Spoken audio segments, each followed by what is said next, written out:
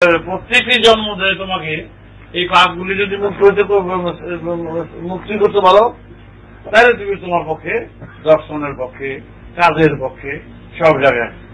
তুমি এতগুলো তুমি পাপ করছো, তোমার কেউ কোনো দেবতা তোমাকে কাজ হাত দেবে না। তুমি জানা মুক্তি হতে পারো না, তুমি মুক্ত হয়ে আসো, তাহলে তুমি পাইবে না। তাহলে তোমাকে এমনি গভর্নমেন্ট থেকে মনে করো 50,000 টাকা দিলে, আবার ইস্যুতে 50,000 টাকা দিলে, তখন যেই জানবে যে তুমি এখন নিছো, তখন তোমার টাকা দেবে থাকবে। তুমি টাকা দিতে পারবে না, নিয়ে তুমি বুঝা পারবে কেন? এই যে পাকাইছো, ধাবার মাঠ করে ফেলেছ আবর্জনায় ঘুরে ঘুরে, একদম ধাবার মাঠ হয়ে গেছে এর ভিতরে। এই ধাবার মাঠ পরিষ্কার করতে পারলে তখন হইল তুমি পবিত্র, সেদিন তুমি মুক্ত।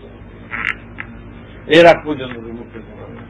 এই জন্য বারবার জন্ম, ওই পাপ প্রতিবারে তোমার কারণ দিয়েছে পাপ মুক্ত হওয়া। এক একটা জন্মে পাপ মুক্ত হওয়ার অধিকার প্রত্যেকের আছে।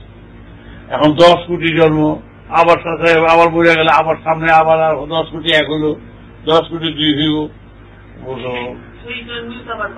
সেই যে পাপ হয়েছে। এইসব জন্মটাই পাপের বোঝা হয়। জন্মটাকে রেকর্ড থেকে মুক্ত হওয়া বড় কঠিন।